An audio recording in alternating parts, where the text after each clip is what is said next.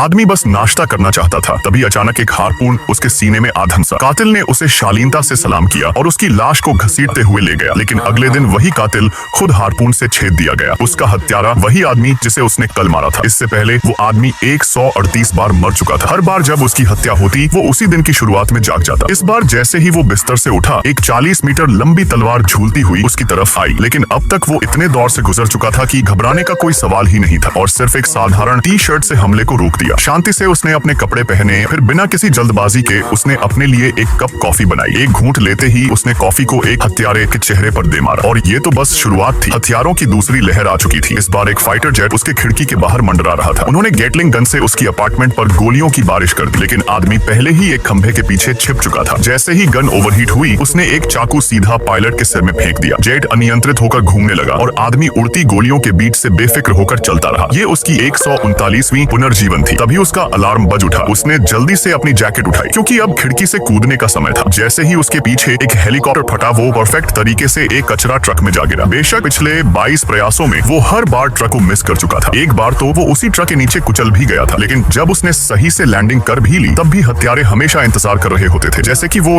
बम expert जिसने उसे 2 बार उड़ा दिया था। यहाँ तक कि उसका तथाकथित खोया हुआ भाई भी उसे 3 बार मार चुका था। कभी कभी वो पलट कर लड़ता भी था, लेकिन आखिर में नतीजा हमेशा एक जैसा ही होता। खासकर ब्लेड गर्ल के खिलाफ वो इतनी तेज थी कि जब तक उसे एहसास होता, उसकी गर्दन पहले ही धड़ से अलग हो चुकी होती। चाहे वो कुछ भी कर ले, 12:47 से आगे वो कभी नहीं जी पाता था। तो इस बार लड़ाई के बजाय उसने अपना समय अपने बेटे के साथ बिताने का फैसला किया। उन्होंने आर्केड में जिंदगी का सबसे बढ़िया वक्त बिताया। लेकिन जब वो बाहर निकले, आदमी को कुछ अजीब लगा। इस बार घड़ी 12:50 बजे दिखा रही थी। मतलब वो 3 मिनट ज्यादा जी चुका था। फिर उसे एहसास हुआ उसे ट्रैक किया जा रहा था। वो सिर्फ इसलिए ज्यादा देर तक जिंदा रहा क्योंकि आर्केड के बेसमेंट में नेटवर्क नहीं था। जैसे ही उसे ये बात समझ आई, हत्यारे फिर से प्रकट हो गए और हमेशा की तरह उसे एक बार फिर गोलियों से छलनी कर दिया गया। अपनी 146वीं पुनर्जीवन पर वो सीधा अपने एक पुराने दोस्त के पास गया। उससे उसे पता चला कि ट्रैकिंग डिवाइस लगाने की सबसे सही जगह दांत के अंदर होती है। तभी उसे याद आया कुछ दिन पहले उसने एक दांत का इम्प्लांट करवाया था। अपने दोस्त के विरोध को नजरअंदाज करते हुए उसने एक औजार उठाया और अपना ही दांत निकालने की तैयारी कर ली, बस ये देखने के लिए कि क्या उसे सच में ट्रैक किया जा रहा था।